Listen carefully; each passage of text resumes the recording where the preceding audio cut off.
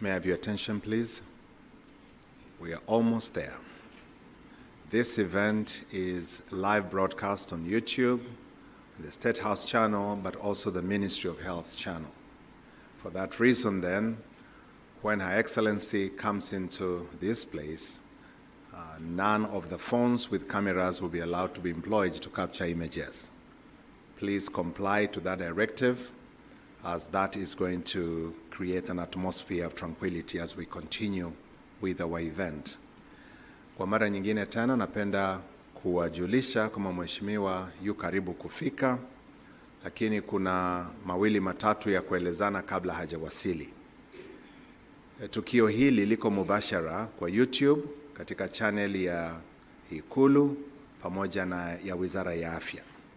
Kwa hiyo matukio yote tunaweza tukayapata pale. Sasa matumizi ya simu kama kamera hayataruhusiwa baada ya Mheshimiwa Rais kuwa ameingia. Naomba tusimame tumkaribishe Mheshimiwa Rais.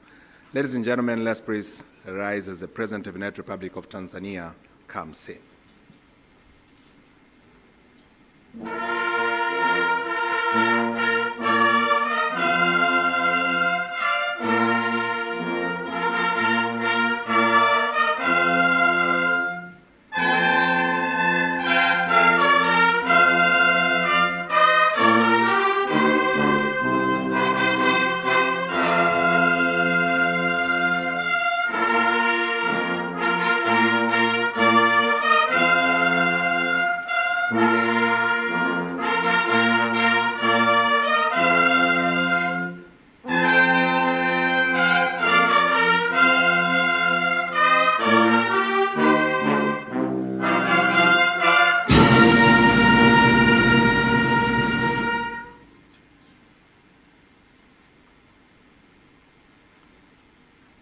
Nyimbo za taifa tafadhali.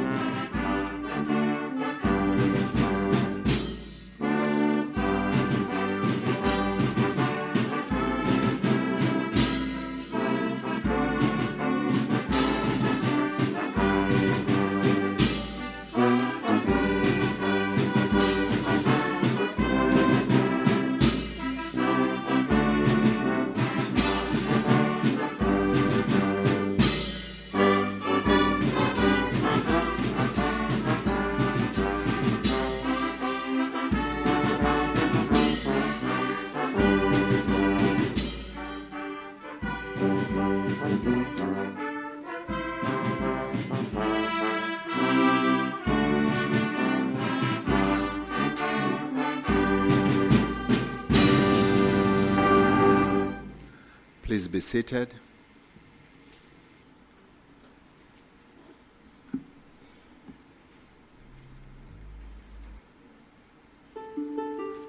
Her Excellency. Tanzania has made significant progress in improving public health. Our focused efforts to reduce maternal mortality have delivered remarkable results, with the rate dropping from 556 to 104 deaths per 100,000 live births. Innovations and initiatives which have strengthened healthcare by investing in the construction of comprehensive emergency and obstetric care facilities, whereby close to 70% of communities can access primary health care services within 5 kilometers. In the same period, we achieved significant reduction in under 5 mortality from 67 to 43% per 1,000 live births. Tanzania aligns with WHO recommendations to establish functional neonatal care units to reach 80% of the district hospitals having the neonatal care units. Community-centered care is at the heart of our health strategy.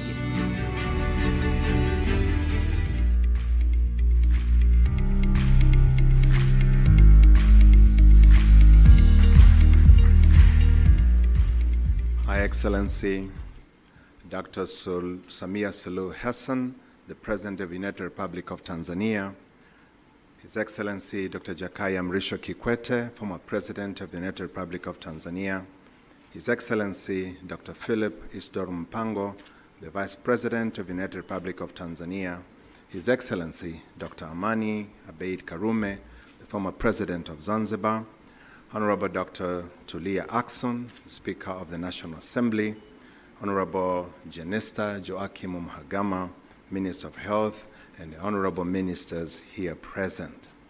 Ambassador Dr. Moses Mpogole Kusiluka, the Chief Secretary of the United Republic of Tanzania, Engineer Zina Ahmed Said, Secretary of the Revolutionary Council and Chief Secretary of the Zanzibar Revolutionary Government, Honorable Hamza Johari, the Attorney General of the United Republic of Tanzania, Mululi Majula Mahendeka, Permanent Secretary, President's Office, State House, and Permanent Secretary, and the Permanent Secretaries here present, members of the Defense and National Security Organs, Dr. Anita Zaid, President, Gender Equity Division, Gates Foundation, Dr. Pauline Basinga, Director, Africa, Gates Foundation, Saburu Washiko, Director, Deputy Director and Regional Representatives for East Africa Gates Foundation, Dr. Rasa Izad Negadar, Director, Maternal, Newborn Child Nutrition Health, Gates Foundation, invited guests, ladies and gentlemen. Thank you so much for joining us today. I am your host, Mpoki Ulisobisia, and I'm privileged here today because we get to celebrate the remarkable progress that we have made in the health sector while looking specifically at the health of mothers and babies in Tanzania. And because of this, we are acknowledging how bright the future of our country is going to be. Because of the hard work that we have done, more women are alive to care for their newborn babies, and more babies born can grow to realize their full potential. It is such a beautiful day in which to celebrate the journey that we have taken to come to this place. To help us kick off this event, please allow me to welcome our very own Nandi, who not only has produced many hits that have conquered hearts of many over the years, she's also used her fame for the good of our people. Currently, she is Tanzania's ambassador for UNICEF's water, sanitation, and hygiene program, which helps people provided with toilets and safe and clean water. Please welcome to the stage, Nandi.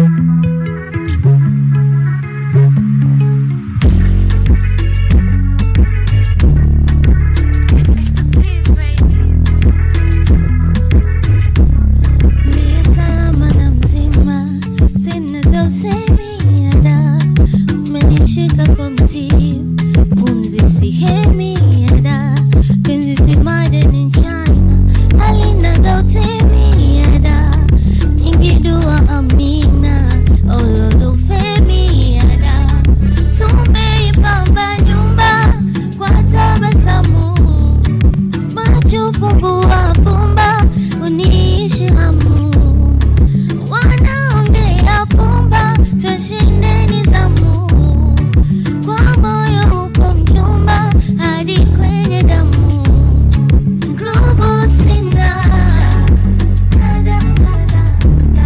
umenimaliza, akili kabisa data, umeniweza mpenzi, nguvu sina umenimaliza, akili kabisa data, umeniweza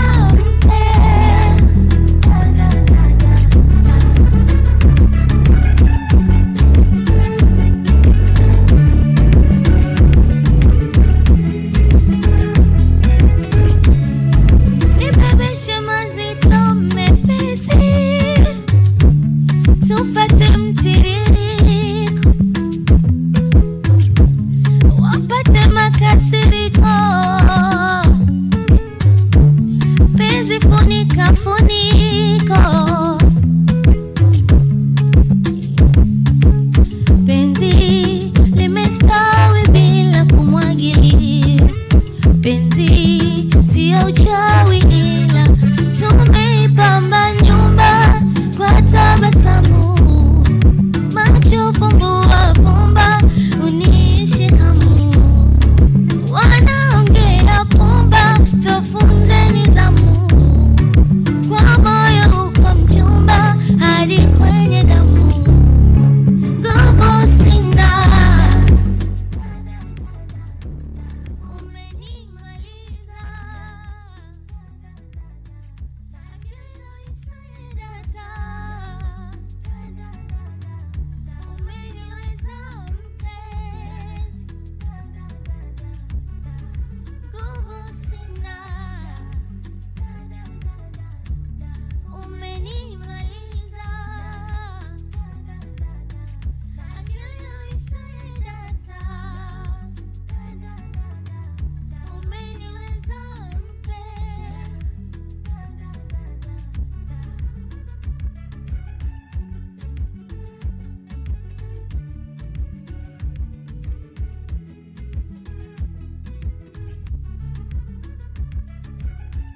Thank you. Thank you.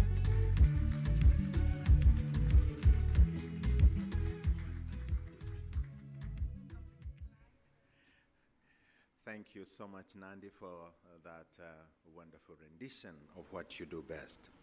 Ladies and gentlemen, I'd like to take a moment to briefly share with you why we are gathered in this place. Between the year 2016 and 2019, I was privileged to serve as the Permanent Secretary in the Ministry of Health. During that time, we received data on a monthly basis that was loaded with information about the state of what was happening on the ground in the country. One thing stood out very clear from the data that was coming from the National Bureau of Statistics, that the maternal mortality in Tanzania stood at 556 per 100,000 live births. Those are the women that were dying. That converted into actual nominal numbers would amount to about 20,000 women. Now, the numbers that were coming were not reflecting that to be the fact. But none of us denied the fact that there were women that were dying as they brought other lives to this world. We got to work to get to know the reason. Now, we discovered a few things. The first one was the fact that many rural places did not have adequate infrastructure for health. And so this led to women being taken long distances to seek for such services. But even when they met to those facilities, human resource for health and health commodities were not adequately provided for to intervene. And so we sought funding to improve the situation, including bringing up the infrastructure. More rural health facilities were built and were appropriately equipped to provide for the needed intervention for the women that had those problems. Her Excellency mentioned in the video that we just saw the CMOC interventions. But that was not the only one that we had in mind, or the others that would have benefited from the surgical intervention. While this was taking place, more human resource for health had to be developed, so more people got trained, while at the same time, the government that is very sensitive to the need of its population employed a few others to bridge the gap. It was a very good start, but we still had a long way to go. And when Her Excellency, President Samia Suluhu Hassan, became our leader in the year 2021, I was confident that more progress would come, because prior to her ascension to the office, I had heard, and the majority of us must have followed, she was sharing stories on what she witnessed, and those of her close relatives, if not friends, insisting on the importance of quality midwives' care to pregnant women. And she insisted it was because these midwives would be tasked with the responsibility of breaking either good news or bad news to those women that went to them for services. Thank you so much, Your Excellency, for sharing such stories and for your leadership, in which we see very clearly that maternal child health was a priority among many other things. To talk more about this progress is a group of experts who have been on the front line of this change. Please welcome to the stage our moderator, Dr. Rasa of Gates Foundation.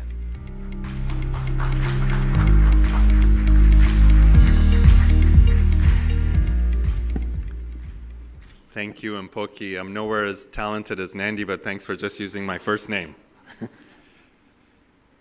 Dear all, it is a pleasure to be here today to celebrate some of the gains that Mpoki just discussed and learn more about how this came to be in Tanzania. Maternal mortality is often discussed as being an indicator of the health system itself. It is a complex process, making sure that a mother gets treated early in accordance with what her needs are, in a program that integrates nutrition, in a program that cares for her as well as for the developing baby, and all to make sure that the beginning of life goes as it's supposed to, with joy, with celebration. We've heard of the tremendous progress that has been made in Tanzania over the past several years. We understand also the path that lies ahead, the opportunity to bring additional innovations, improvements in the community, connections across the health system to continue this pace of achievement. I'm here to welcome to you three experts that have been on the front lines of not only generating the evidence that has been critical for the successes here in Tanzania, but also globally, who have helped understand what some of the challenges have been in terms of implementation of various aspects of this transition, whether it's comprehensive emergency obstetric care, improved referrals, improved identification of risk, or improved newborn care, or integration with nutrition. The first is Dr. Ahmad Mkwani, the Director of the Division of Reproductive, Maternal, and Child Health in Tanzania's Ministry of Health. Dr. Mkwani has been in the Ministry of Health for 13 years, where he has been involved with or led many of the programs that we will discuss and hear more about today. Dr. Sunday Domenico, who's been the Program Director of Thamini Uhai for over a decade. Thamini Uhai means value life, which is central to the work that we're all here to do. He's also the President-elect of the Association of Gynecologists and Obstetricians of Tanzania. And also Dr. Mary Sando, the CEO of the Africa Academy for Public Health, leading efforts to ensure that scientific research and our latest understanding of what is critical to making this progress is implemented in policy and practice. I welcome the panelists up to the stage.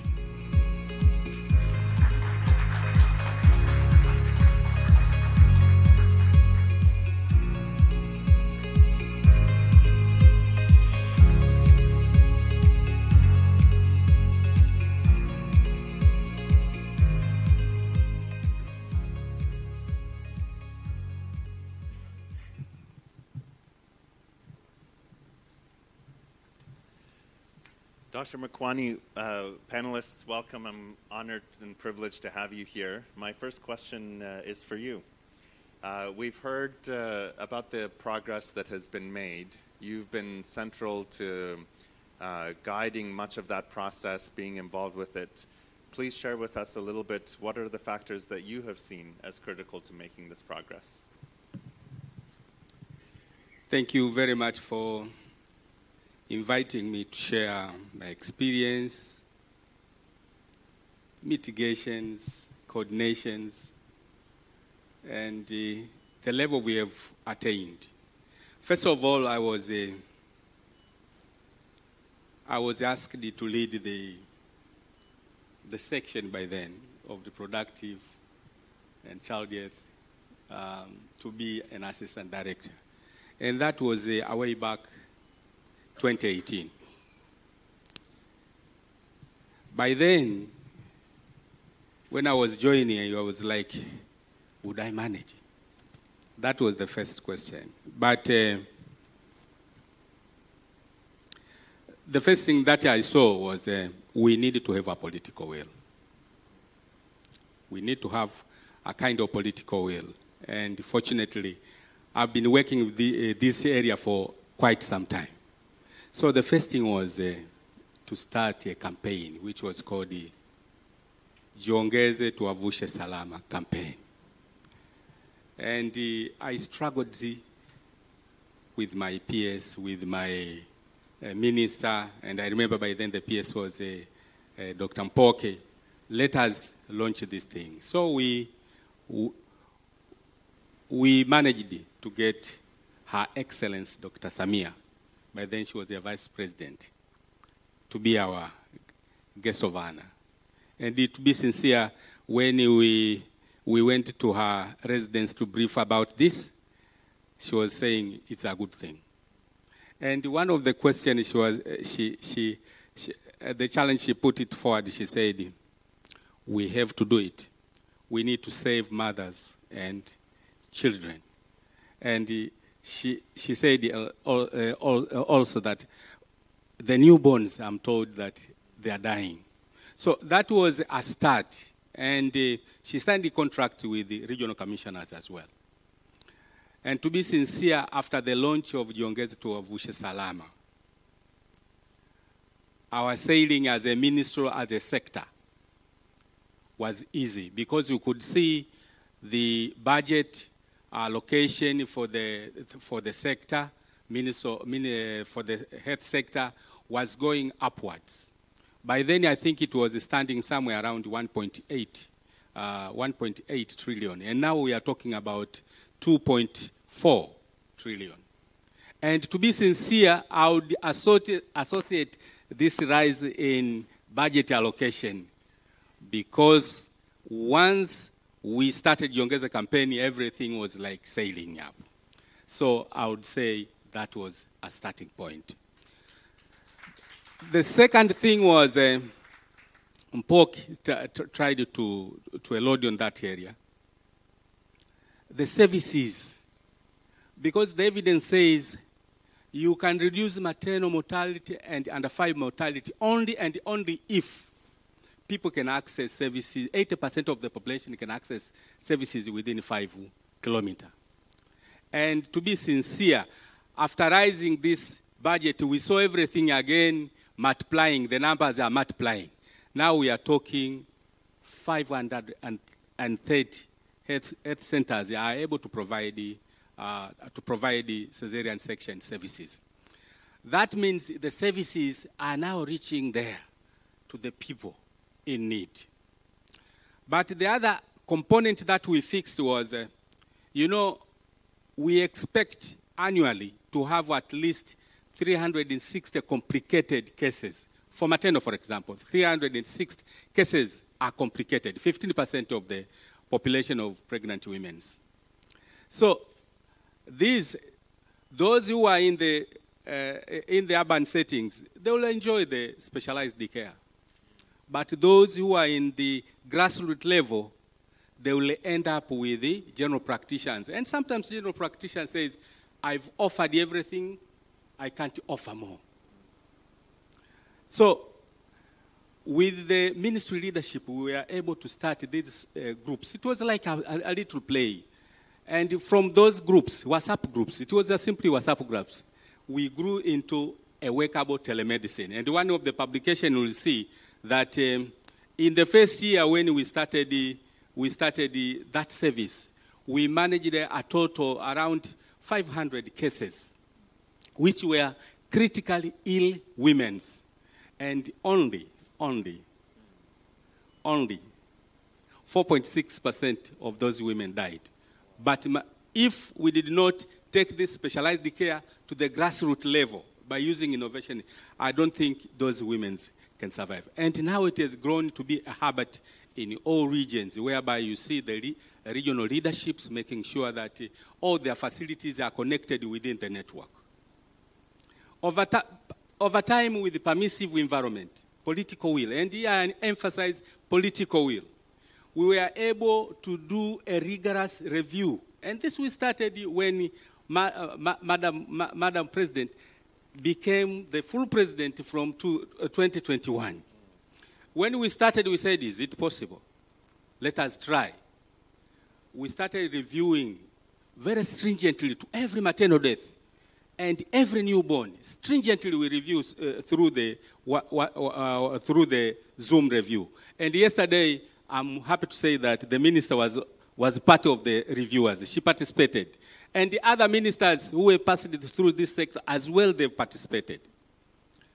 Through those accountability mechanisms we put in place, we saw more cases are attended adequately with specialized care.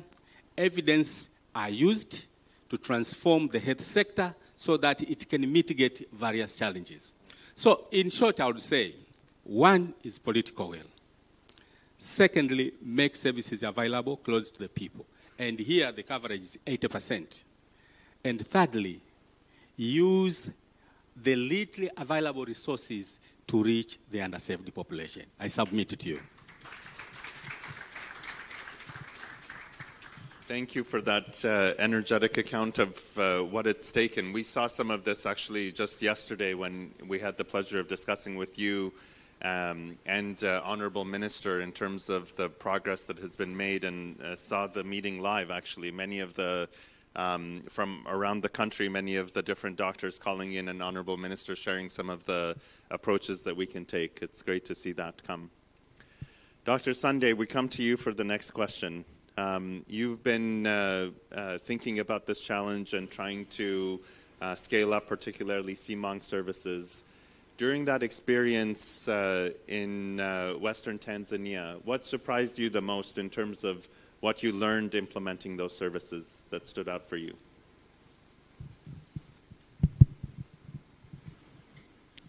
Thank you very much, Dr. Raza, and our guest of honor, Your Excellency President of the United Republic of Tanzania, senior delegates here, and all the invited guests. I'm very honored and humbled to be on this panel. It's a momentous occasion that I think will really give us the impetus to race toward SDG 2030. Now, come back to your question. The work that you are referring here is the program to reduce maternal mortality that was implemented in Kigoma, a 13-year program that started in 2006 and all the way to 2019. It was led by the government of Tanzania, the driving seat, and supported by Bloomberg Philanthropies, HNB Agerup. And we worked very close with the Minister of Health for technical guidance, and as well as the President Office, local government authorities, and the other key partners. Why I'm setting this stage is because this program was successful in a way that we are talking about this today, because we had a very guided enabling environment. My boss and mentor here mentioned about the political will. It was really a political will walking the talk that really we need to do to reduce maternal mortality. And this will was not actually just spoken. It was translated into a number of policy as well as implementation commitments. We are aware of the National Development Vision 2025, which actually is ending this year as we are developing another development vision. If you read that development vision, clearly prioritizing reproductive maternal health services, actually calling for 75% reduction of maternal mortality. And then we had the health sector strategic plans, and the subsequent guiding document was the National Plan, Accelerated Plan for Reduction of Maternal Mortality. And this was the working document. If you read that document, it clearly states that Tanzania was required to reduce maternal mortality from 578 to 193. And this was looking at a very ambitious target by 2015. So the interventions which have been articulated in that document include scaling up comprehensive emergency obstetric care services. And it required that by 2015, you would have covered 50% of the health centers to have CMOC, 80% of hospitals to provide the CMOC, and 70% of the dispensaries to be able to offer the required services. Now, beyond this, the policy environment that I've described, what really made this program successful, the idea was conceived from the local community, from the local doctors. And allow me to mention the late Dr. Mbaruku, God may continue to rest in peace. He conceived this idea that if you look at the geography of Kigoma, for those who have been to Kigoma, you look at the Lake Tanganyika shores and everything. There are communities that are to negotiate 18 hours along the lake shore to be able to reach to Maweni for comprehensive emergency obstetric and newborn care. Imagine you have a postpartum hemorrhage, a woman bleeding, you have a ruptured uterus, you have obstructed labor. It is impossible. Certainly this will be another registered death. So from the initiative by Dr. Mbaruku, and with this policy environment very supportive, the program was able to work with the local government, guided by the Ministry of Health, to scale up comprehensive emergency obstetric care, reaching over 16 health facilities. And the dream was really to have the facilities with a minimum of two hours from the neighboring community to be able to reach this care. And this was made possible over the course of implementation. By the time the program was coming to an end in 2019, we had about 61% of the communities could actually deliver in facilities we were providing CMOC services. But also, as a result of this, we had facility deliveries going all the way to 80%, which was almost double from the time the program started. As a result, maternal mortality declined by 43%. We had also neonatal mortality declining. And the reason we are connecting this program essentially gave us a lesson that it's really feasible to bring care from high-level hospitals to the health centers. And the ministry was there to listen. We had a lot of forums, including the Big Disaster Now Lab, for those who remember 10 years ago. I was very lucky to be invited here, and we had a lot of critical discussion with the experts, including Dr. Makwani and others. Thus, let's explore this. Let's make this work in the context of Tanzania. And the rest is story that we are hearing here. Beyond that, we had a very good, robust monitoring evaluation. Data, the power of data. You know, if you're implementing a very good intervention, a very good program, if you do not measure the progress that you are making, it is almost useless because you don't know where you're making the right direction. So here we had the U.S. Center for Disease Control and Prevention, which was leading the evaluation. And being a technical lead in that, I was always in my toes. I know CDC, at the end of the year, they come back and ask me why facilities are not offering CMOC. So always we work with the data, work with the local facility, local experts, trying to advance this work to further heights. And finally, if a key lesson that I would advocate further, this program was so much guided by evidence. We can have very good interventions, but if you're just trying, testing every time, it was guided by evidence. We all know that majority of maternal mortality would come from the big five that are contributing about 70%. And to be able to take care of them, you need availability of quality. Key quality is very important. Quality emergency obstetric and newborn care. So we had a very robust quality improvement initiative, including clinical audits over the complications, maternal death, and everything that essentially help us to work with the healthcare providers in the facility to refine the work that we do, to ensure that when women come to the facilities, they really receive the quality of care that is needed. On the same thinking, we understand that postpartum hemorrhage is the leading cause of maternal mortality, not only in Tanzania, even globally. In Tanzania, we count about 33% of all the maternal deaths from PPH. So here, we had a very commendable global evidence coming out, the woman trial, which actually advocated for use of antifibrinolytic for the prevention of and the management of postpartum hemorrhage.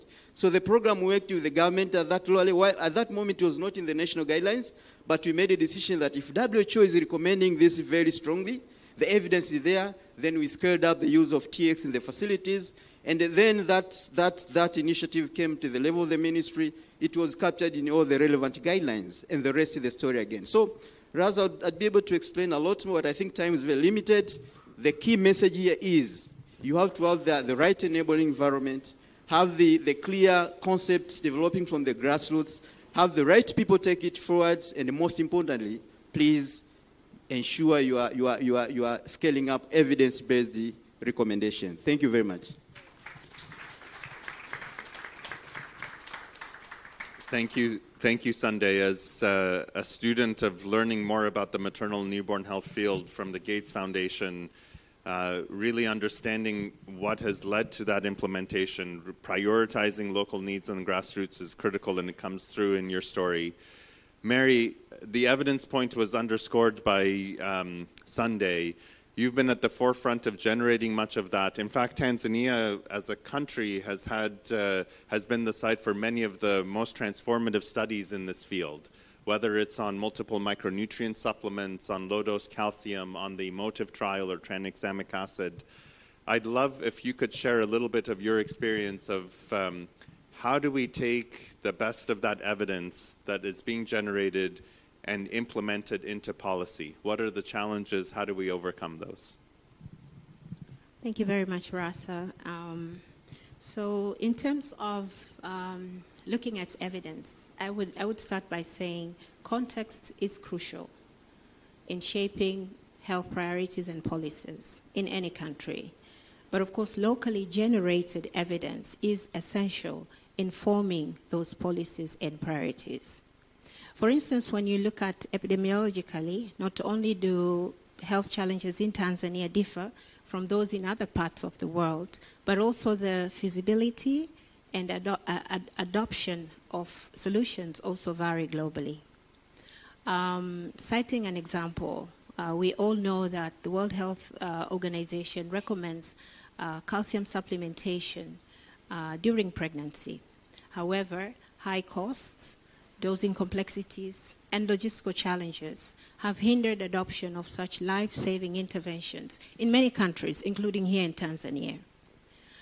But fortunately, as you have noted, Raza, we have evidence from Tanzania that has been done by Tanzanian institutions, including the Africa Academy for Public Health, Ifakara Health Institute, and our Muhimbili University of Health and Allied Sciences, in collaboration with Harvard University.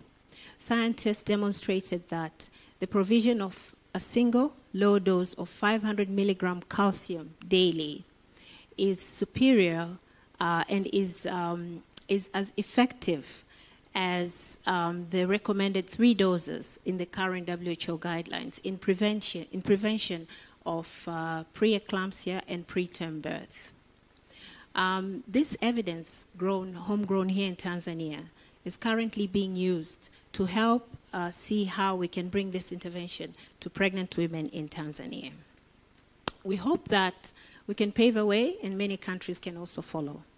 But looking back again, in over 40 years, the standard care for antenatal services has been provision of iron and folic acid to pregnant women. But again, evidence, including research studies done here in Tanzania by our own researchers, has also demonstrated that the provision of multiple micronutrient supplementation, which includes iron and folic acid, together with 13 other essential micronutrients, is superior to provision of iron and folic acid alone in preventing stillbirth, preterm birth, and low birth weight, which are really predisposing reasons for neonatal mortality. And therefore, again, this speaks about the importance of ensuring that our own evidence can really be used to advance and improve our guidelines.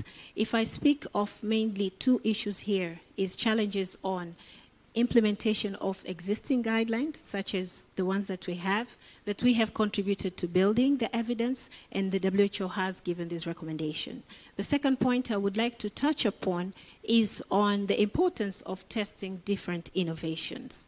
It is important that we are able to be part of testing these interventions and ensuring that in the process we have the confidence with the data to be able to say, why not as a country, confidently that we've been able to advance these efforts for scaling up for a much more impactful improvement, especially of the SDGs, maternal, neonatal, and child mortality. Thank you. Thank you, Mary. We're going to go to just one final question for each of you on the panel to keep us on time. One of the path ahead is between now and really trying to reach the 2030 goals.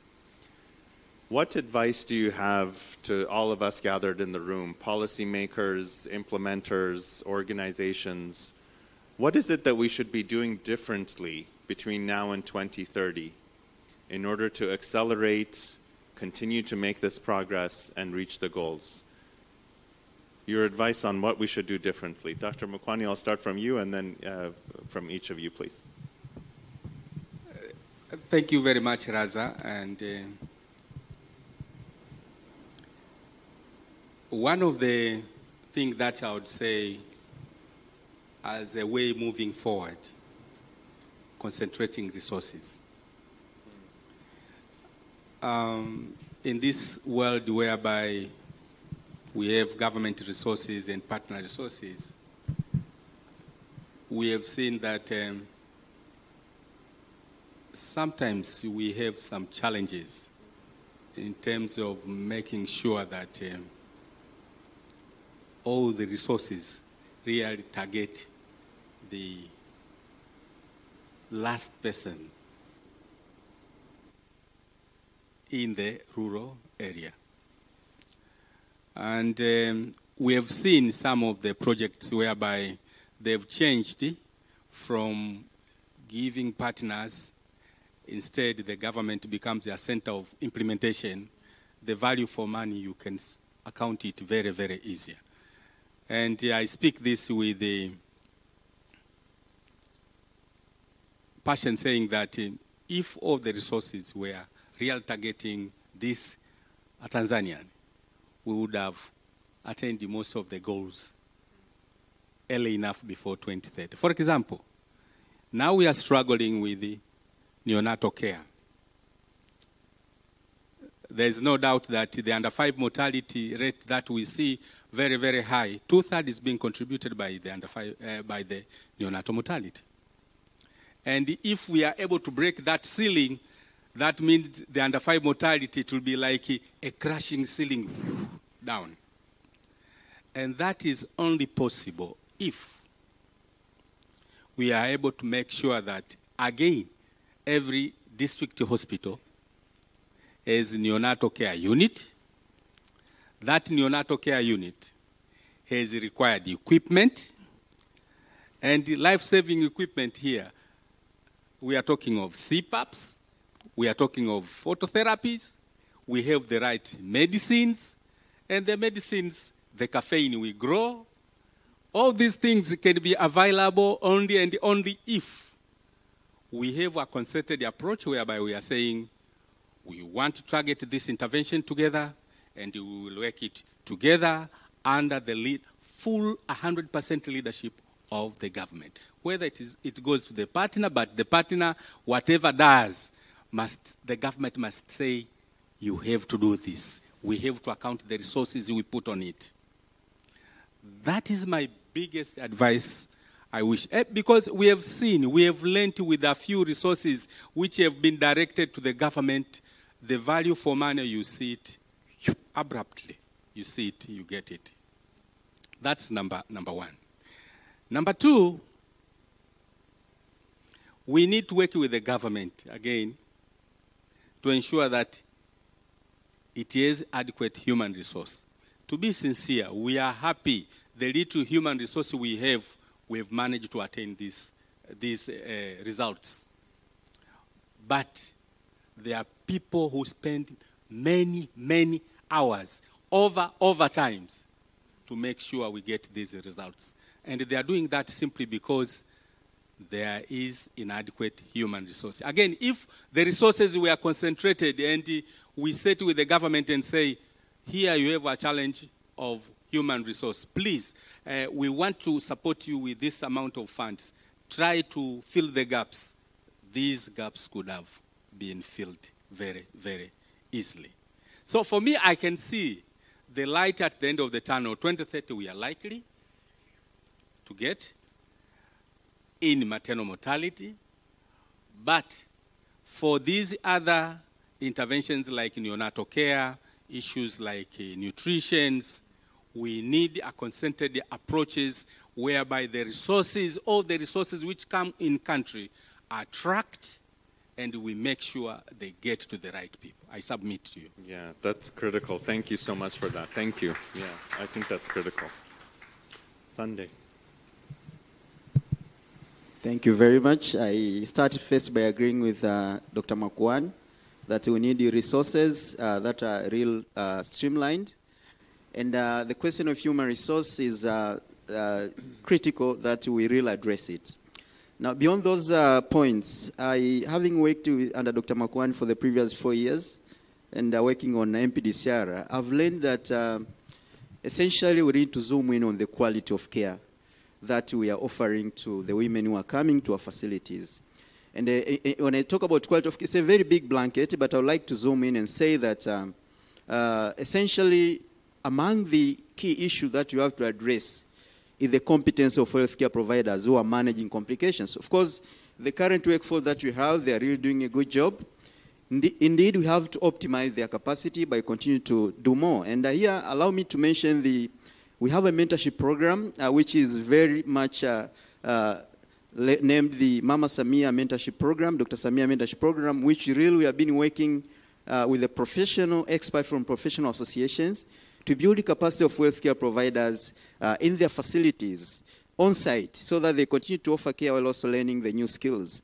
I think these are the kind of innovation and intervention that we should always continue to push and do more so that all the healthcare providers in the facilities know exactly what to do when they encounter a mother or a newborn with complications and be able to take the necessary actions, and if possible, if not within their capacity, they should be able to refer promptly and beyond. And another thing that I think is very important, when it comes to support from partners or donors, one thing that we really need to look forward is we should look at our health system in a very comprehensive way. For example, you may have a program that supports, say, scaling up of emotive bundle, very good innovation. But however, beyond the PPH, you have other issues which are around. Providers may be having no skills to perform cesarean section, no skills to manage. So when we design programs, that's when the role of the government comes in. They should be very comprehensive in a way that you go to a facility, you are able to address all the key bottlenecks in the health systems. And that's where the WHO health system model comes in play, that you design a program which it could be one donor supporting this intervention, or supporting this part, so that together we address the whole health system and then be able to take care of the challenges that are needed to be addressed. And finally, professional societies. I think Rais is expecting me to mention about this. Being a president-elect of Association for OBGYN, when it comes to the professional work that is done everywhere, we should always leverage on the professional societies because of the greater network they have, down the grassroots up to the facilities level, but also the expertise the professional society bring on board. These together, when they work with the government and other key players, we are really going to maximize the action that we do on the ground. And you can make the thing happen finally. Final point, newborn care. You know, whenever we talk about this, the milestone that we have covered, we know we have a journey to go. 25 neonatal deaths per 1,000 live births, which translates to over 50,000 neonatal deaths per year. That number needs to come down. It's not by talking. We have to invest on scaling up facility that can offer comprehensive newborn care services, level 2 facilities, which can ensure that babies who are coming with several complications can be treated at nearest facility as much as we are doing for CMOC. Thank you, Raz. Thank you. Those are great lessons and really important to facilitate groups coming together to make sure it's comprehensive. I agree. This is not a simple task to just divide and go one after the other. Mary, please, last word with you. Thank you very much again, Raza. So I spoke earlier about challenges in implementation of already existing interventions. Maybe I would like to touch a little bit about innovation, the importance of testing new innovations. And here we understand that maternal and child undernutrition are really precursors of poor prognosis, health prognosis overall. A mother is undernourished and she's carrying a baby. One can imagine the baby may be born too early, may be born underweight and all that. And therefore, this really brings us to a call. We understand what happens. We have seen progress. We have all the evidence globally on what other countries have done to advance improvements and improve health outcomes. Among reasons why we are here today, improving SDGs, particularly for women, neonates, and children. And therefore, we need to be ready to also be innovative. For instance, right now, we have women being seen at antenatal clinics. How can we best innovate on the way that we can be able to much better monitor their HB? And how can we integrate, for instance, nutrition supplementation programs? Or else, how can we better manage severe forms of anemia? Can we find ways in which that we can provide IV iron, for instance? So all these experts know what works. But how can we best innovate within our constrained health systems so that we can much better do a better job? But just to speak a little bit more, we actually have to enhance nutrition for women and children, but how do we work multi-sectorally so that truly integration, we know nutrition is a cross-cutting issue, that every sector that can contribute really can be able to do so. And lastly, looking at life-saving interventions such as the multiple micronutrient supplementation. Can we look at regional development, regional production of nutritional commodities such as MMS, but also looking at innovations in data systems so that as we monitor, if we're to roll multiple micronutrient supplementation or also implement calcium in our guidelines, how can we ensure that our data systems, while we are monitoring the integration of these new interventions, is also able to give us the ripple effects of understanding how we're making progress going forward? Maybe I stop there and thank you very much. Thank you so much to my panelists for your time today. You have distilled the immense experience that each of you has brought in the work that you have done and guided us in terms of what is needed to try to continue this so that we can achieve the goals. I'm thankful for that. Our partners, thank you for having us here, and we look forward to the rest. Dr. Mpoki, over to you.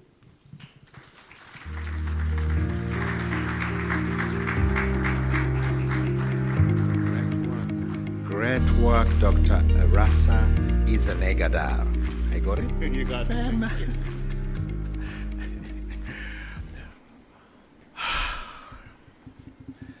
Wasn't the conversation insightful and fascinating? That's what it takes when you start walking the talk in the health sector. Tanzania has been working to improve the health and lives of mothers and children for many years. Yesterday, somebody whispered to me of Her Excellency's experience with Kidonge Chekundu. Remember that? Your Excellency, that is what today we call as FIFOL, or iron and folic acid. Now, the panelists are telling us that is not enough, and so we need to go for the much lauded. Progress is not always linear. You heard from the panelists. It does tend to build itself over time. Time is of the essence. Your Excellency, I beg for your indulgence. My brother Albert Chalamila was not called out when I was introducing the dignitaries in attendance. Please, that is mine. But feel welcome, as others were made to feel welcome.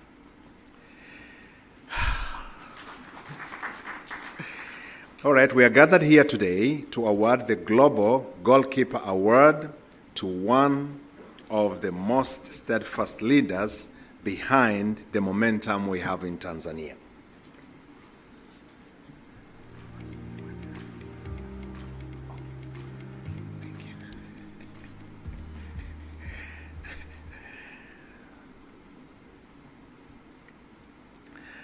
Now, we go back to the Global Award.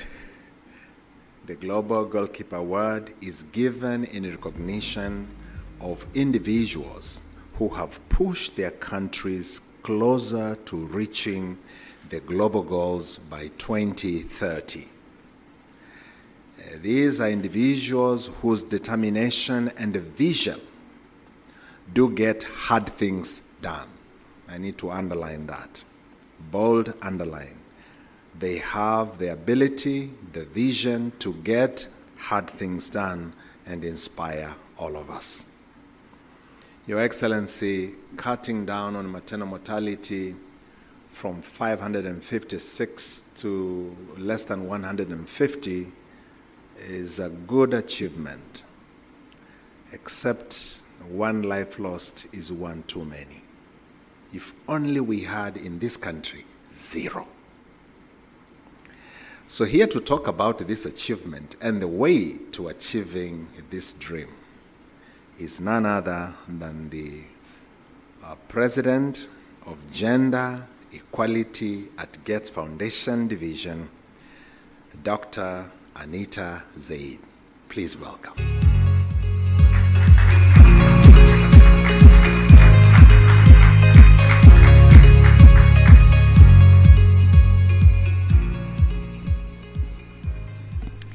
Karibunu Sana, Assalamu alaikum, and welcome everyone. Thank you so much for being here today. I am so delighted to be here to celebrate this honor for Tanzania and for Your Excellency, Madam President Samia Hassan, for the impressive progress that has been made in Tanzania that you heard about this afternoon.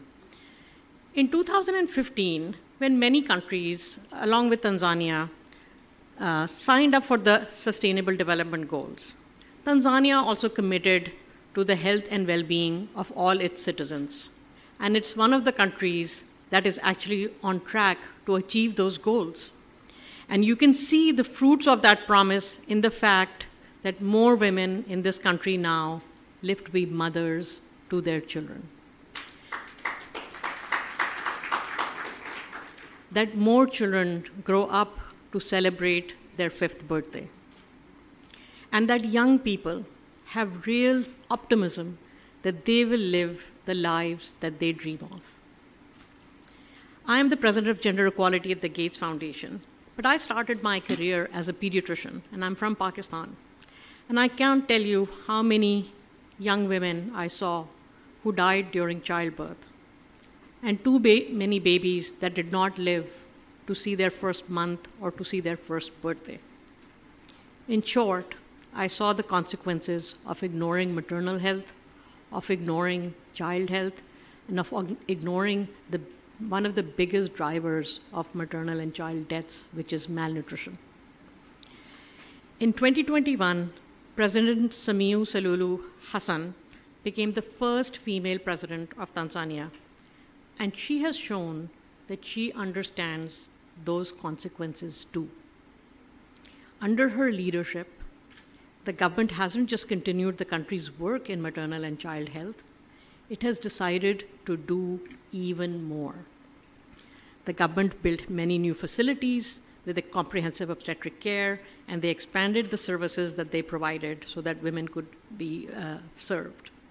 They embraced the use of maternal health data, really crucial, to deliver the right solutions to the women who need them. And they extended the fantastic program M-Mama, the transportation program, so that new and expected mothers could get to a health facility if they suffered from an obstetric emergency. These are just a few of the efforts that ensure more women receive antenatal care early and throughout their pregnancy. And when it comes time to deliver, that they have access to a facility that is appropriately staffed with skilled staff who can deliver the care that is needed to bring a new baby into this world. What does that mean in human terms? Well, child deaths have fallen 1/3 in Tanzania since 2015. But even more impressive, maternal mortality has dropped by 80%. Yes, that's right. Maternal deaths in Tanzania have come down by 80% since 2015. This is a remarkable achievement. The story is similar across so many areas of health and development in Tanzania. Tanzania has championed the importance of breastfeeding, which puts the country on track to achieve among the highest rates. Tanzania is also fighting neural tube defects, which is a problem that happens due to the deficiency of folic acid in the diet, and is partnering with private sector to fortify staple foods with essential nutrients, such as folic acid. And to stimulate economic growth and resilience, the country has opened an agricultural transformation office and launched a national financial inclusion strategy, spurring inclusive economic growth and resilience to move the country closer to achieving its 2050 vision goals. This work takes leadership, it takes collaboration, and it takes an unwavering focus. It takes the dedication. It takes the dedication of so many of you in the audience today to stay the course. And there are so many competing needs and priorities, prioritizing mothers' and babies' health. Tanzania has shown that it can be done, that when a country comes together, amazing progress is possible.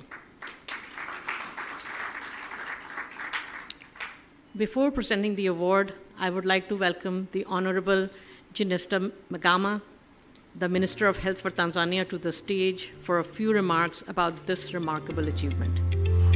Honorable Minister.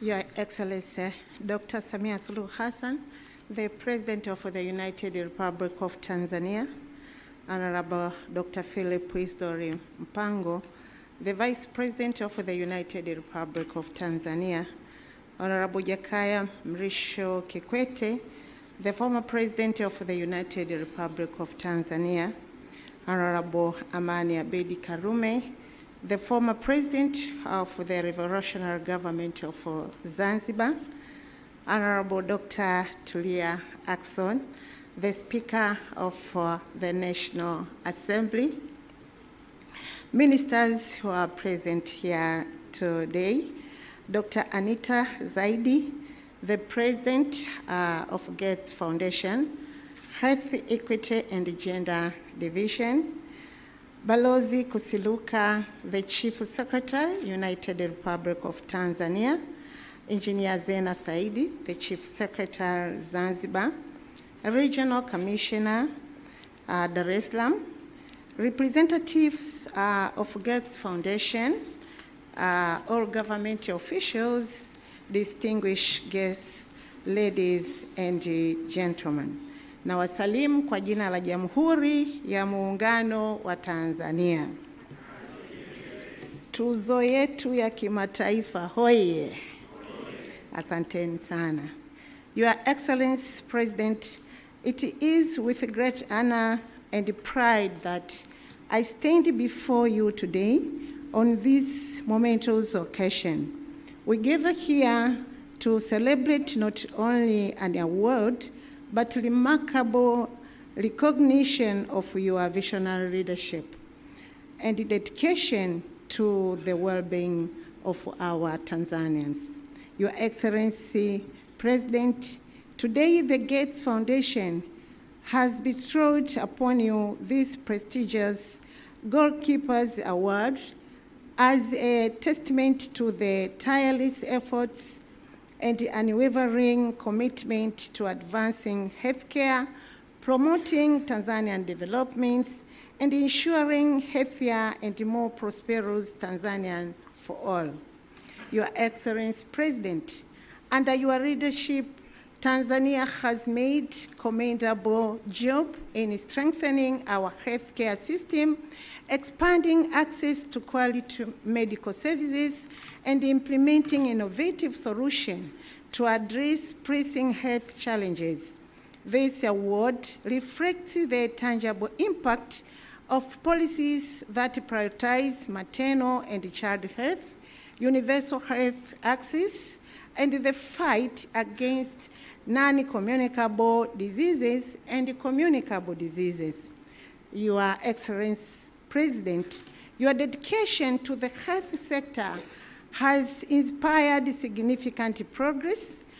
Your Excellency, allow me to take this rare opportunity to mention just a few among many others. Your Excellency, our government have managed to increase investment in healthcare infrastructures by increasing the number of health facilities from 8,458 in the year 2020 to the number of 9,826 in the year of 2024. Apart from that, we have also managed to increase the number of hospitals with emergency medicine department from 7 hospitals in the year 2020 to 113 in the year of 2024. Your Excellency President, our government increased the number of health facilities providing comprehensive maternal and neonatal care from 340 in 2020 to 523 in the year 2024. Your Excellency President, availability of essential health commodities increased massively from 73% in 2020 to 86% in 2024.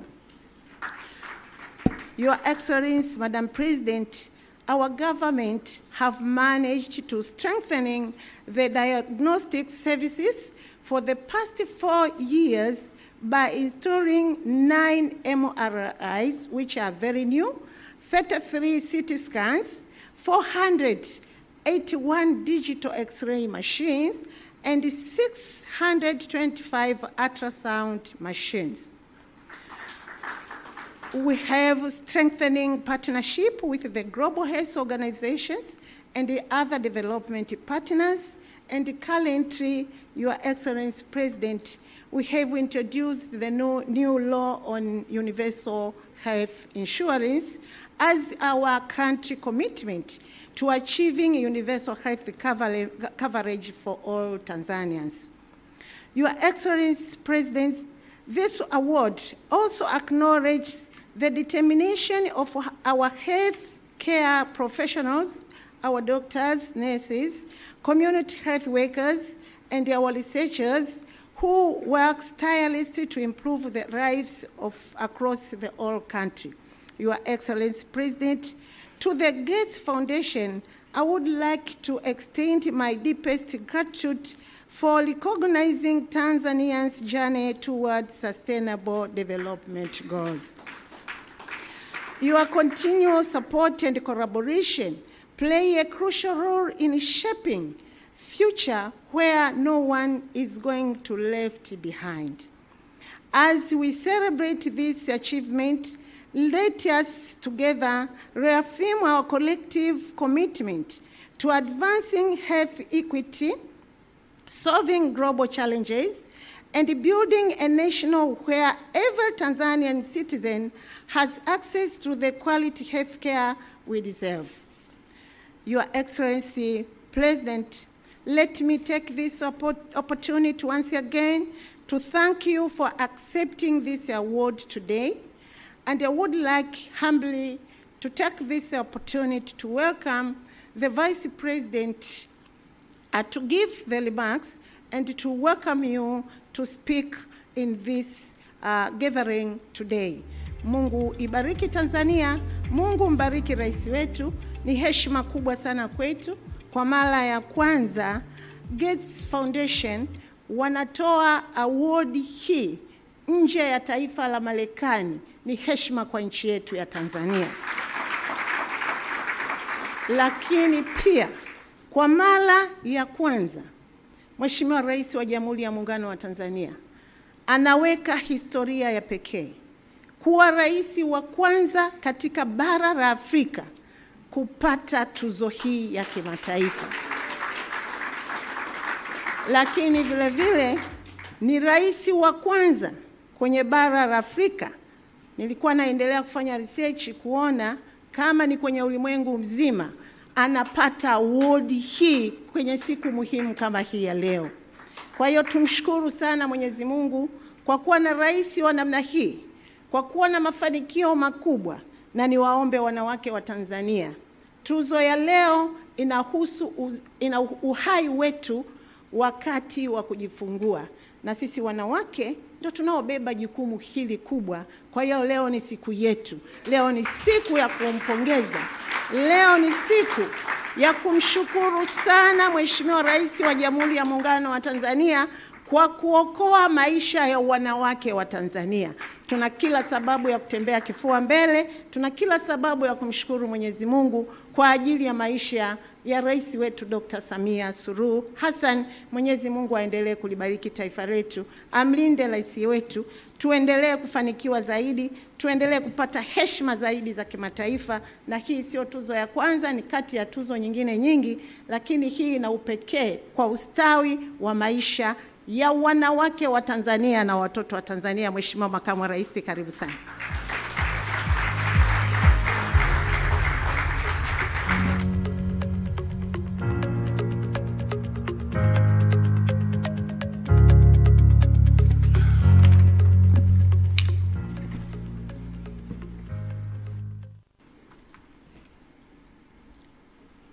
Mheshimiwa Dr. Samia Suluhu Hassan, Rais wa Jamhuri ya Muungano wa Tanzania, waheshimiwa viongozi wakuu wastaafu, waheshimiwa viongozi wote mlioko humu ndani, itifaki imezingatiwa.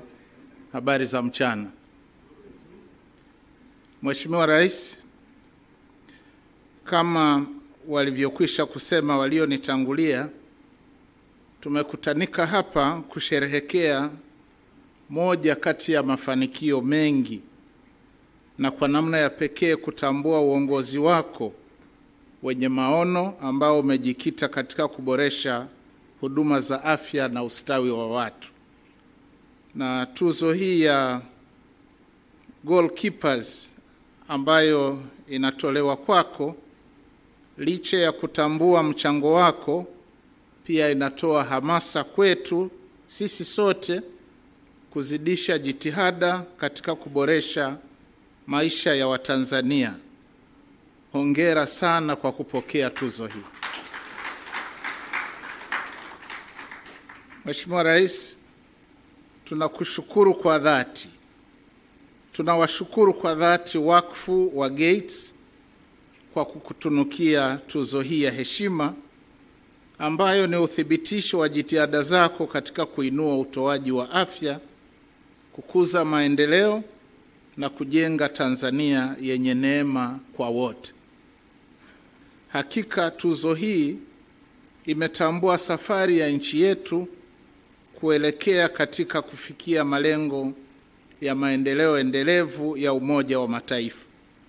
Na tunaposherehekea mafanikio haya, tunamuomba Mwenyezi Mungu akupe umri mrefu, ili pamoja na mambo mengine uweze kuendelea kuinua usawa katika utoaji wa huduma za afya, kuendeleza jitihada za kimataifa za kupambana na changamoto mbalimbali, na kuendelea kutembea kifua mbele katika kujenga taifa ambalo kila mwananchi anapata huduma bora zaidi za afya. Mheshimiwa Rais, bila kupoteza muda, ninayo heshima kukukaribisha uzungumze na hadhara hii. Mheshimiwa Rais, karibu.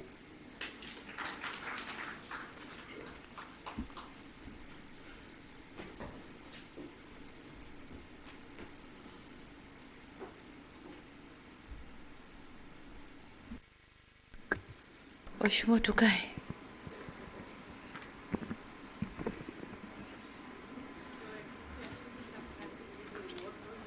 First? Okay.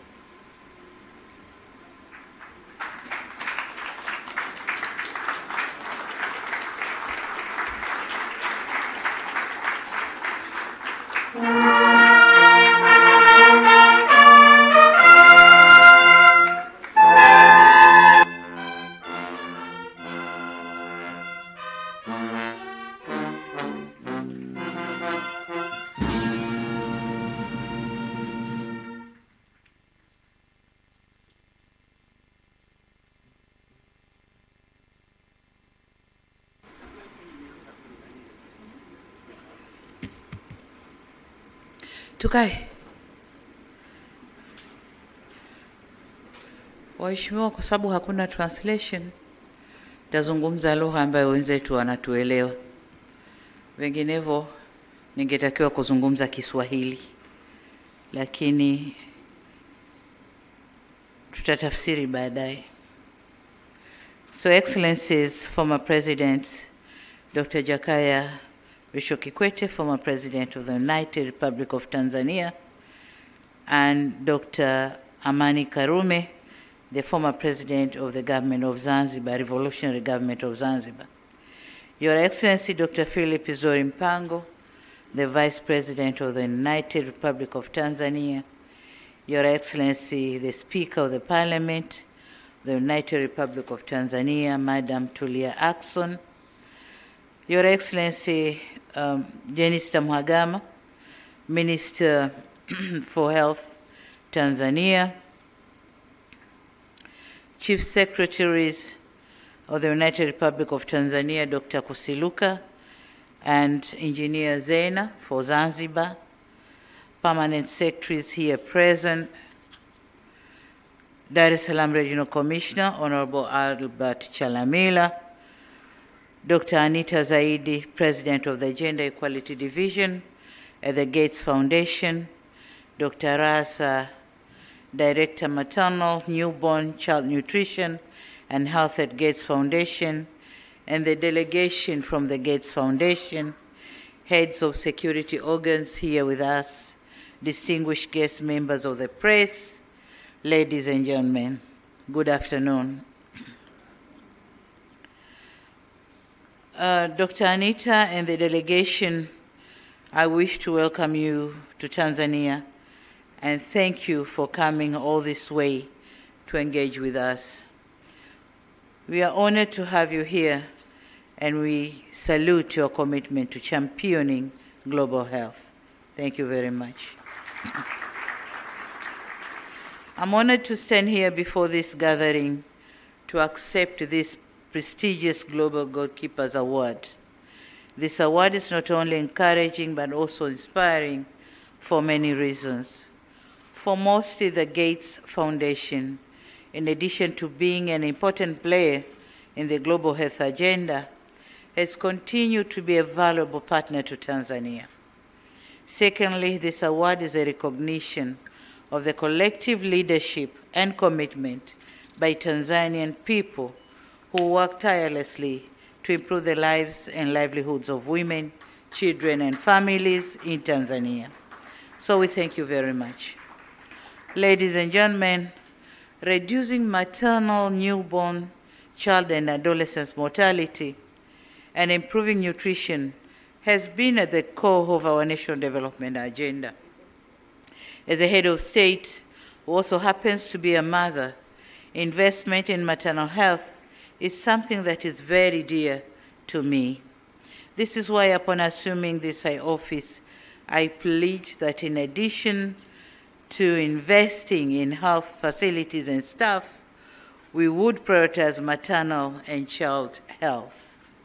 Since 2021, we have undertaken various measures to improve reproductive, maternal, newborn, child, and adolescent health, as well as nutrition.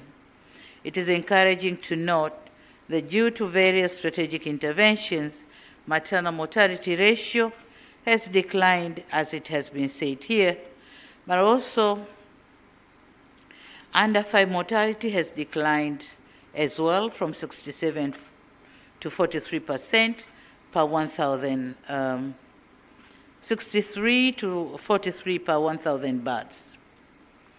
And in our quest to improve reproductive, maternal, newborn, child, and adolescent health, as well as nutrition, together with what has been, together with the measures that has been explained by the panelists and probably the minister, allow me to add my voice on what has been done and what should we do to put the health agenda at the top of our national policy.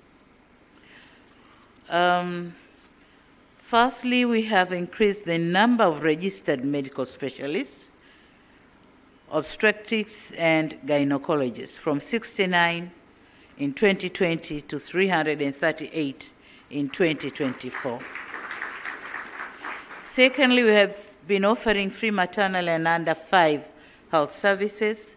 We have also strengthened the referral systems by producing 727 ambulances in 9 years from 2015 to 2024, thereby enhancing access to emergency obstetric care by bridging the gap between rural communities and health facilities, and ensuring timely intervention of the life-threatening cases.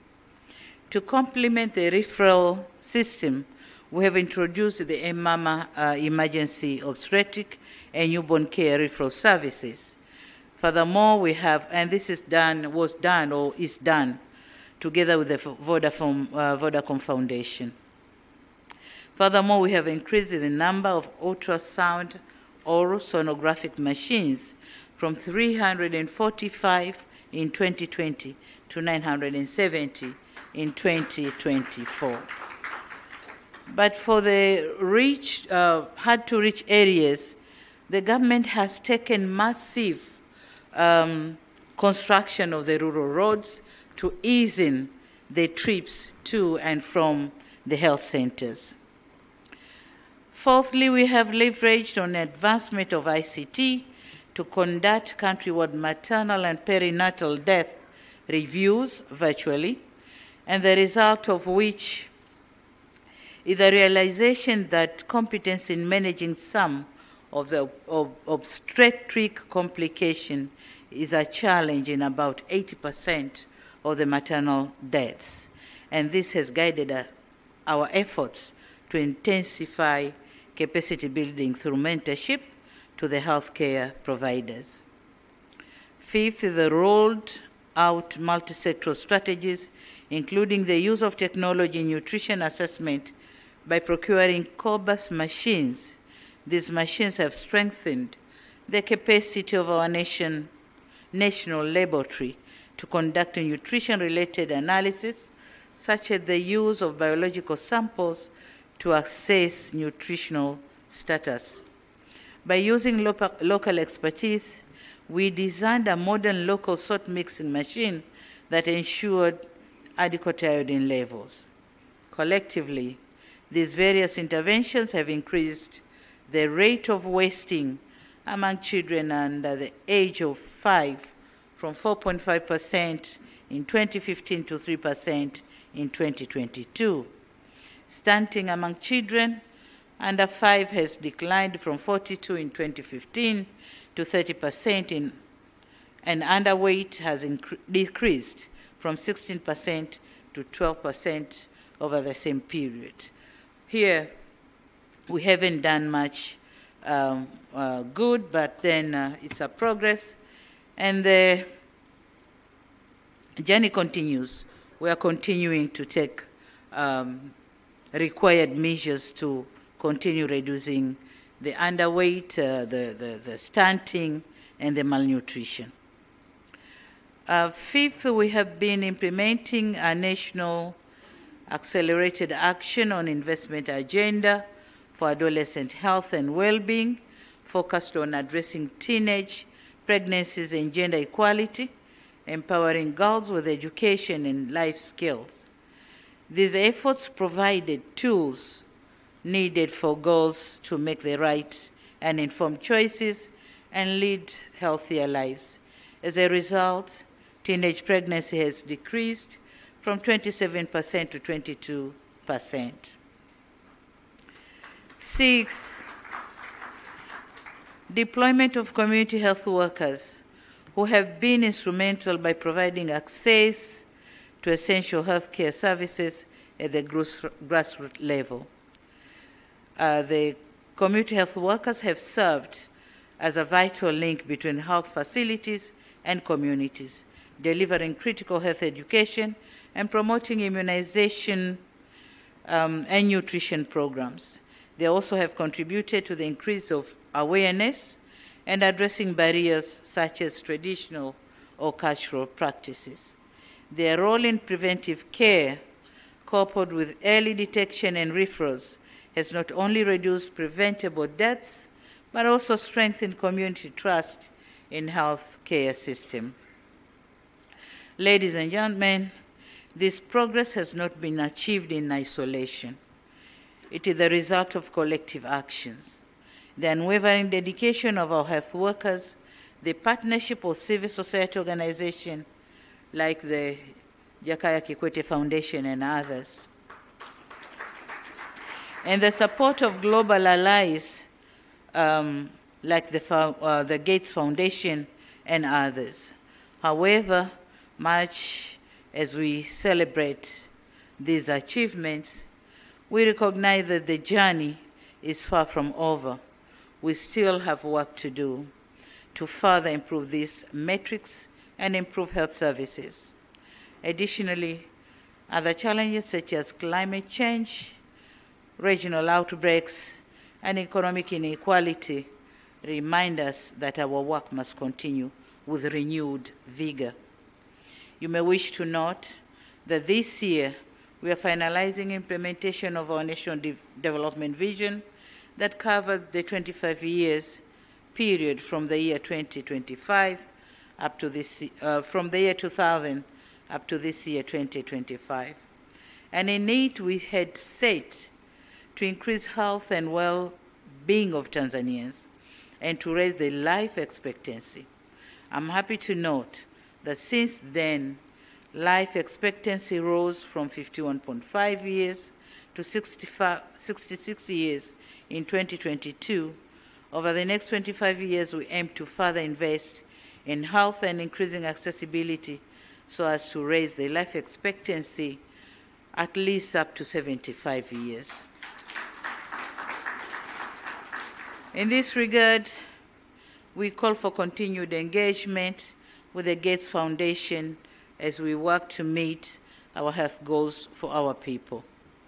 Ladies and gentlemen, it is my ambition to realize continued investment in specialized health facilities and services. One area where we see continued partnership is training and capacity building to ensure we address the shortage of qualified staff and specialized manpower.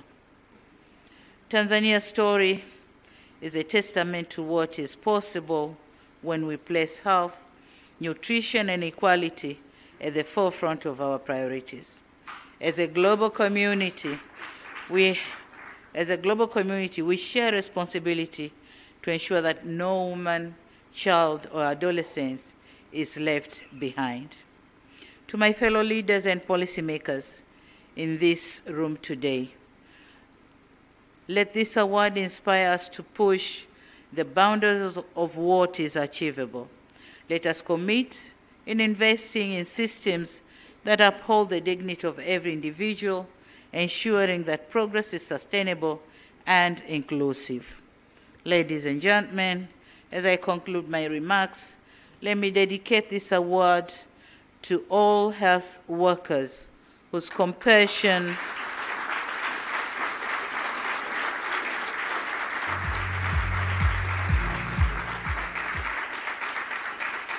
Thank you. To all health workers whose compassion, skills, and resilience made our efforts meaningful. Together, we continue to champion the global goals and ensuring that health remain a universal right. Thank you very much for your kind attention.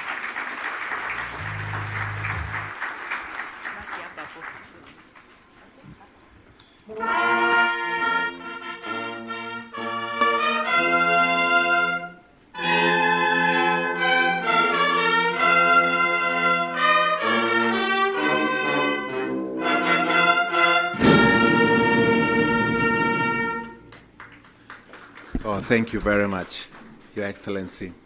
Can I please ask for your indulgence? Tafadhali tukai, please be seated. Sorry. The audience never got to see the presentation of the award as they would have wanted, so we pray that Dr. Anita to come up, Honorable Janista Mhagama, the Minister for Health, President Abedaman Karume, please come. Yes. Dr. Mpango and President Kikwete. Please come to the stage. Madam Speaker, please.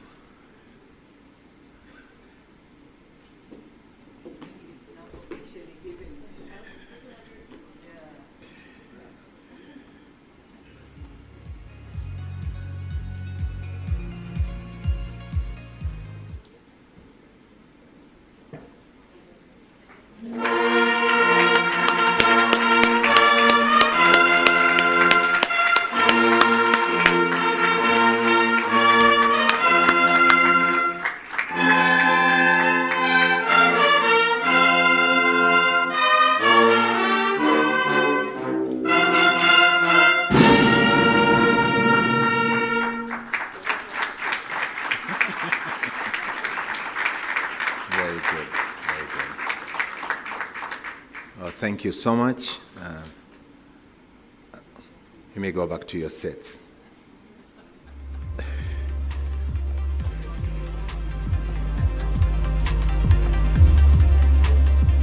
Okay.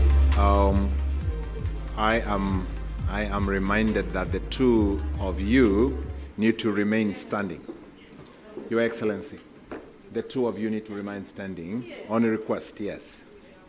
With the award.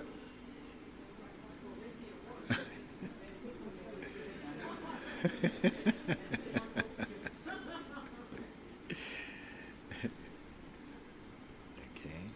all right, that's good.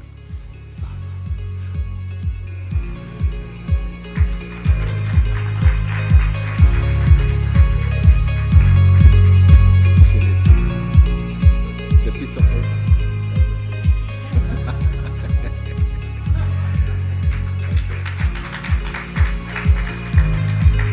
Thank you so much.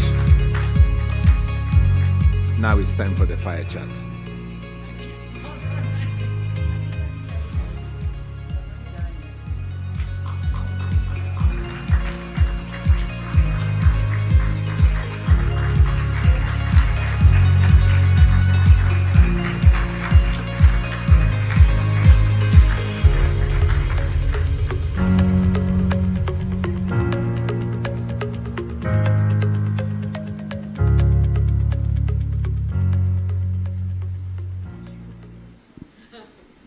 Madam President, thank you so much for accepting this award, and it's such an honor to be on the stage with you and celebrate this moment of joy for you and for your team and for all of Tanzania. I thought we would just have a brief conversation about your personal commitment to maternal and child health. How did that come about, and under your leadership, why have you chosen this to be such a big cause for you? Thank you, Anita, for that question.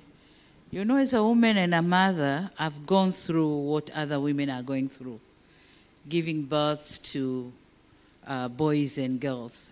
And I've seen what is happening in our labor wards, and I've seen how women die during that noble cause of giving lives to the world.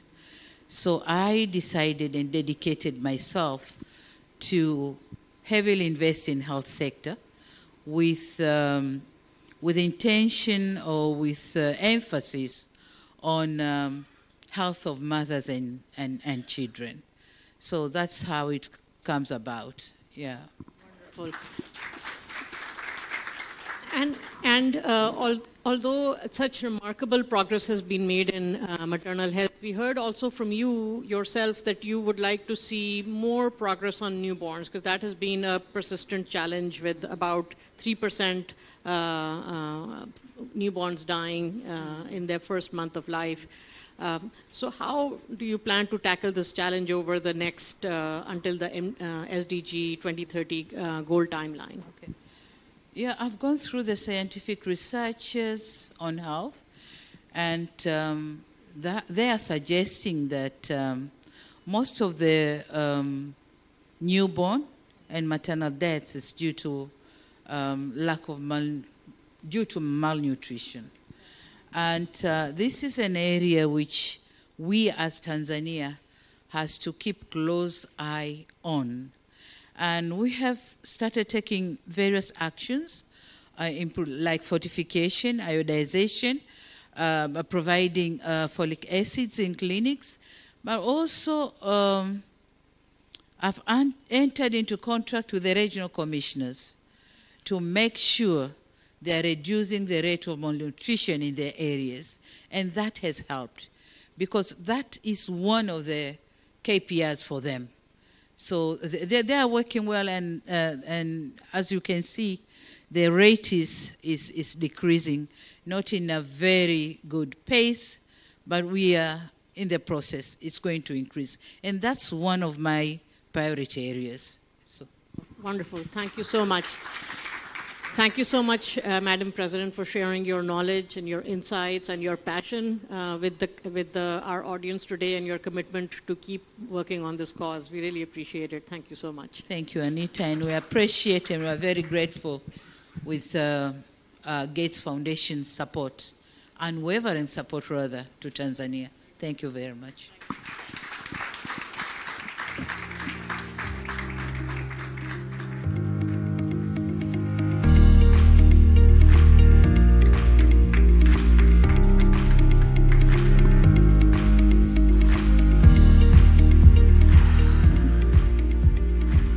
Please be seated. This has been a fantastic fire chat, wasn't it? From talking from the heart. Sadly, this brings us to the end of the program. Thank you to Her Excellence President Dr. Samia Suluhu Hassan and the panelists, and for joining us to celebrate Tanzania's progress in maternal and child health. I was privileged to visit a rural village in Mbarali district, Mbeya region, a few years ago. The reason for the visit was their track record that they had not experienced a maternal death for 18 years. So I wanted to learn what different thing were they doing to have such a wonderful track record. And I realized that one of the most important factors was the robust network of community health workers in the region. The village had so many of them, they called themselves Commandos for Health. These had the responsibility of tracking on the health-seeking behavior of the expectant mothers during the course of their pregnancy, up to delivery, and the babies that were born up to the age of 5. This taught me a lesson, that it truly does take everyone to experience the results such as we are noting in this country, from the most senior government leaders, but to every person in our society, that is including you, including me, wherever we are staying. This generated a position of perspection, a perspective of hope that one day, Your Excellency, in this country, mothers would enjoy safe birth and their children will start life on a right footing. We still have a lot of work to do over truth, but it has been wonderful to take a moment to celebrate the journey that we have traveled on to this point. And we will keep going on, rest assured. And so allow me to thank everyone for coming. And before we join the reception, we need to invite Nandi one more time. Nandi?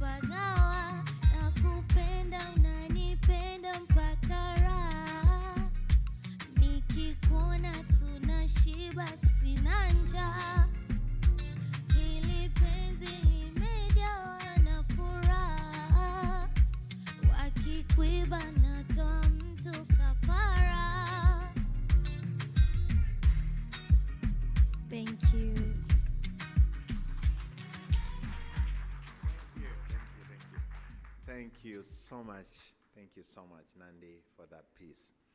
Ladies and gentlemen, we've come to the end. I want to believe that this is just a pause in the long journey towards improved maternal-child health in this country. Your Excellency, thank you so much for gracing this occasion.